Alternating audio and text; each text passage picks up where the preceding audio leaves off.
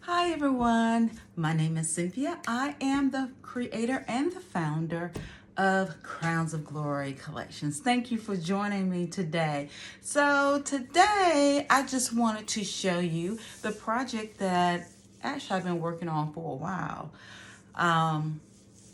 Sometimes I start on a project and then I think of something else and I jump over to another project.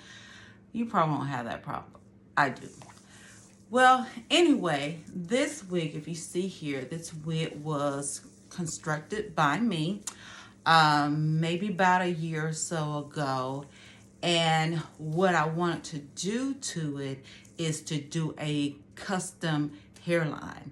I do know how to ventilate. I'm certified to ventilate. So took courses, all that. So with the frontal, this is actually 13 by 4. And I really wanted to make the part in the middle. And with the previous frontal, it just did not look natural like I wanted it to look. So I decided to do a hack. You know, I like to do those hacks. So what I did was I went in and I cut this out.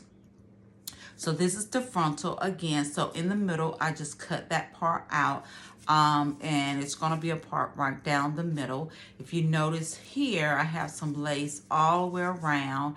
So I'm going to ventilate this area and around the hairline to give a more of a natural and seamless, realistic look, okay?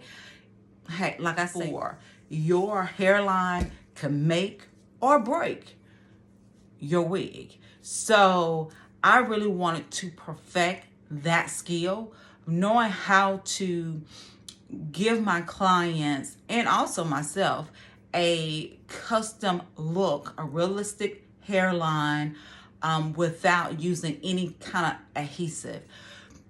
Usually people want to, what they call, melt their lace with some kind of adhesive such as this or wig glue or gel or whatever. They do that so they can melt that lace into, so you really can't, it will be harder for you to detect that they actually have on a wig. Now, mind you, even when you use lace tint, when I make my own frontal, I use lace tint. I said it before, I make my own lace tint myself because I know the color that I'm going for. So typically I do that.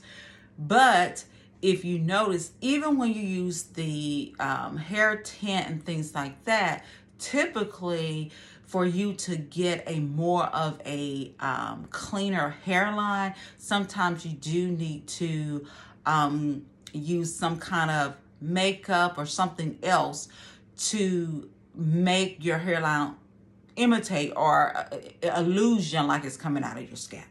So if you could do that, you are actually doing really well. You're in front of the game. So, but again, it's very important for you to know how to get the perfect hairline. Again, people really don't care this day and age if you know that they have a wig. I know I don't. But you do not want it to look like a wig or wiggy, as we say. You don't want it to look like that. You want it to look really natural, okay? So that's why I decided to really master ventilating, taking a stock wig, going in, removing. Sometimes I have removed the hair with Nair. So I've done that technique as well. But with that, when you use Nair and remove the hair, you still have the lace from the factory. And a lot of times that lace is just really detectable. So what I like to do is to go in and just cut it out.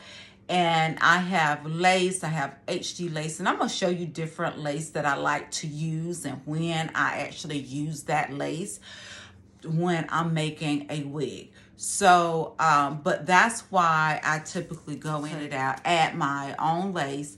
And if you see here, all the pins here, I secure it down to the wig block like this. So the next step is go in and start ventilating. Around the hairline, typically I use 0 size needle. And I don't know if you know anything about ventilating, but your needle's gonna have different sizes. So because I want my knots to be really small around my hairline, that's gonna help my hairline to look realistic. So up here, sometimes I use like a size 1 or size 2. It really depends on the density that I'm going for that wig, okay? So again, all the things that you need to talk to your client about when you're doing your consultation. You want to know what kind of look they're going for, where they're gonna, establish their part, right, left, middle, whatever. Some people, they don't want a part, they want it free flowing. So, whatever you want to do. But in another video, I'm going to really get down to ventilating, showing you that skill on how to ventilate. Now, ventilating, you're going to have to practice. This is a skill that you have to practice in order for you to get your speed up. And I hear people, want to know, well, how long does it take? It really varies. I can't give you a definite answer because it's so many factors you have to think about, or variables you need to think about when you constructing a wig or frontal or closure or whatever. You want to know the density. You want to know the length of the hair they want to use. All those different things could add more time or you have less time. So, but also when you first start, just like anything, you're gonna be a little bit slower until you build up. And then once you started to do it, get in a rhythm, it's not really gonna take you a whole lot of time. But again, I want you to understand, when you learn this skill, you're gonna have to charge extra because this is a lot of time that's going to go in to making a frontal closure, a full wig. It takes that custom look they're willing to pay for. So in your consultation, please, please, please go over everything. In your consultation, you want to just touch on everything. But I'm not going to delay you. But again, I just wanted to show you what I'm working with. And once I complete it, of course, you're going to be the first one to know about it, right? So again, I just want to say, wear your crown with confidence every day. Talk to you soon. Bye. Love you.